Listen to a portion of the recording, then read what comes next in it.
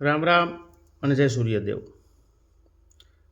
હમણાં એક આ સોશિયલ મીડિયામાં બહુ બે જ્ઞાતિઓને સામે સામે લાવવાની જે પેરવી કરી રહ્યા છે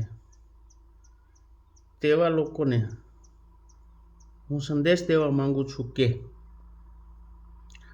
લુખ્ખાઓની કોઈ જ્ઞાતિ હોતી નથી અને જે ગુનેગાર હોય તેને સજા મળવી જોઈએ, એને અમે સમર્થન કરીએ છીએ. કોઈ જ્ઞાતિના યુવાનોને લુખ્ખા બનવાની પ્રેરણા આપતી વ્યક્તિ હોય તેને સમાજના શ્રેષ્ઠીઓએ સાથે મળી અને આવા લેભાગુ તત્વોને મેન્ટલી રિટાયર્ડ જાહેર કરવા જોઈએ તેવી હું આપ સૌને વિનંતી કરું છું.